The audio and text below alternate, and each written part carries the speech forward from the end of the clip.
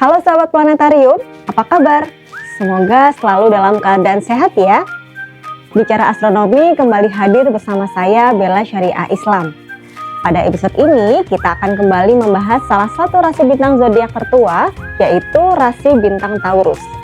Kita akan mengeksplor rasi bintang Taurus ini mulai dari sisi sains, sejarah peradaban, hingga maknanya dalam budaya kita di Indonesia.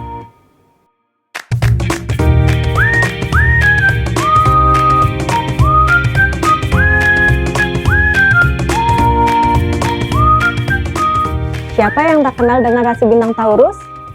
Sebuah pola bintang populer yang banyak dikenal manusia di berbagai belahan dunia.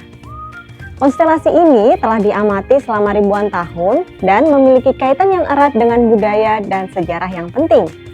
Dalam dunia astronomi, Taurus adalah rumah bagi berbagai objek langit yang menakjubkan, mulai dari gugus bintang yang indah hingga sisa ledakan bintang yang dahsyat. Dalam bahasa Latin, Taurus berarti banteng atau lembu jantan. Disimbolkan dengan lingkaran yang bertanduk seperti kepala banteng. Rasi ini merupakan salah satu dari kelompok rasi bintang zodiak yang berada di jalur pergerakan matahari atau yang disebut ekliptika. Artinya, setiap tahun matahari akan melewati wilayah rasi Taurus di langit, yaitu sekitar tanggal 14 Mei hingga 21 Juni.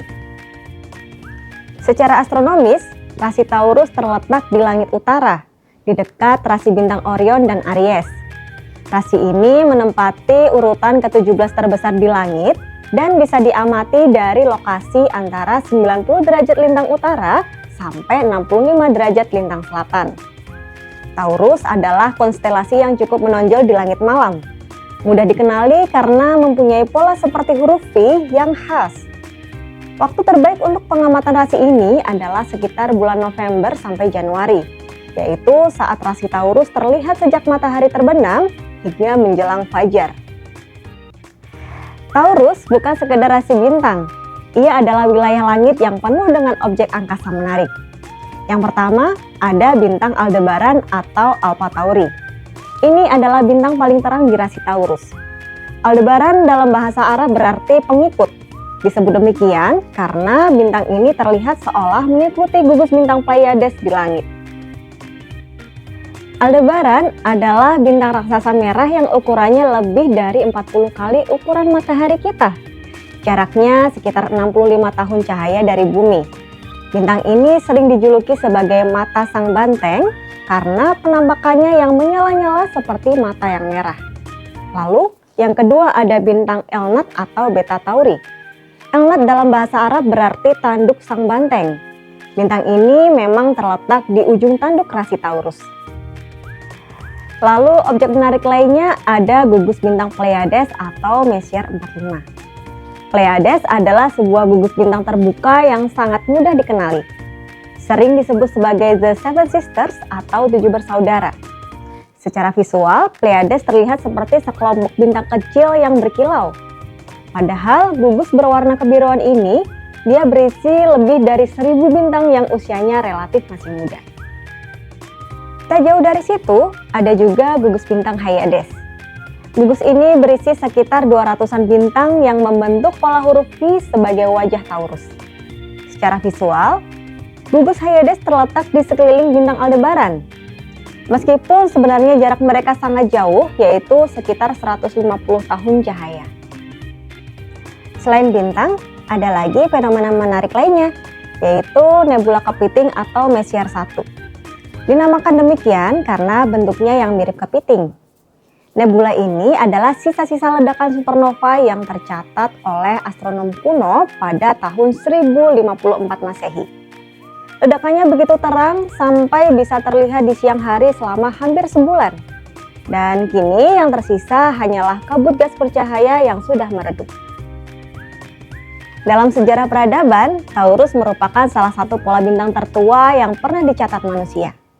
Penggambaran Taurus sebagai banteng pernah ditemukan di dinding Goa Lascaux, Prancis.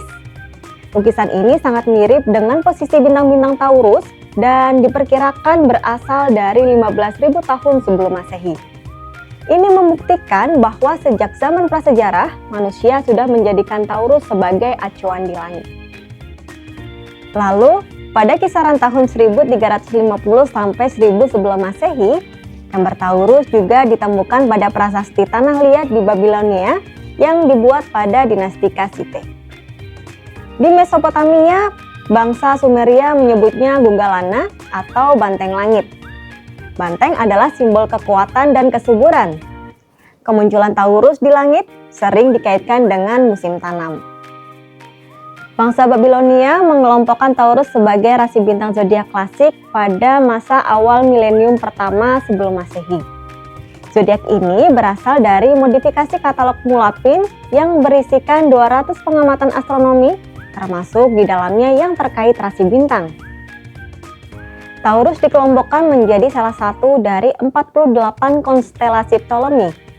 Kemudian, pada peta bintang modern, Taurus ditetapkan menjadi salah satu dari 88 konstelasi modern oleh Persatuan Astronomi Internasional dengan batas rasi bintang yang resmi ditetapkan pada tahun 1930. Pada mitologi Yunani, kisah Taurus seringkali dikaitkan dengan kisah penculikan Putri Europa oleh Dewa Zeus.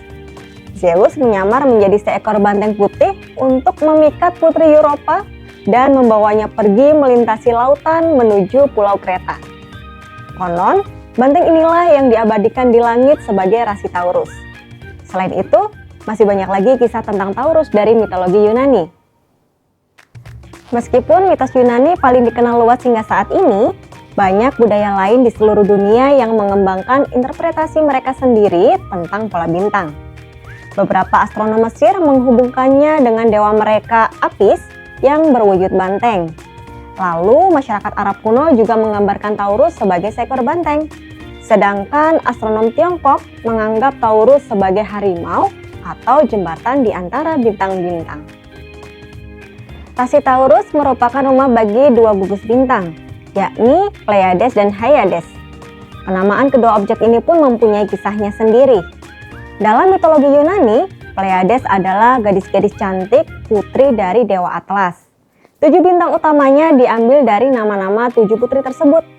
Sedangkan Hyades adalah saudari dari Pleiades yang juga putri-putri Dewa Atlas. Dalam budaya Nusantara, masyarakat Jawa menyebut Pleiades sebagai lintang Kartika. Lintang dan Kartika sama-sama memiliki makna bintang. Ini menunjukkan bahwa lintang Kartika adalah bintang yang istimewa bagi masyarakat Jawa. 7 bintang terang dalam lintang Kartika dianggap sebagai 7 bidadari yang turun dari kayangan untuk mandi di bumi pada kisah legenda Jakataru. Di banyak wilayah, kemunculan Pleiades ini menandai awal musim tanam atau musim berburu. Di Gorontalo, masyarakat mengenal Pleiades dengan istilah Tadata atau Tutupito, yang berarti bintang 7. Tadata adalah gugus Pleiades, sedangkan Tupito adalah gugus Hyades.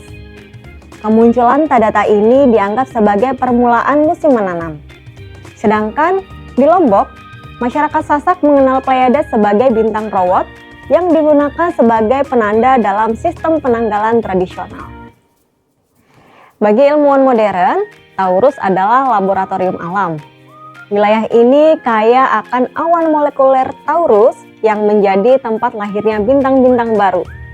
Dengan mempelajari objek-objek muda di sini, para astronom dapat memahami bagaimana sistem tata surya kita terbentuk miliaran tahun yang lalu. Jadi, Taurus bukan hanya peninggalan masa lalu, tapi juga kunci untuk memahami masa depan. Nah, itulah tadi penjelasan mengenai rasi Taurus. Jika sahabat punya pertanyaan seputar rasi bintang atau topik astronomi lainnya, silahkan tulis di kolom komentar ya. Sampai jumpa di Bicara Astronomi episode berikutnya. Salam Planetarium.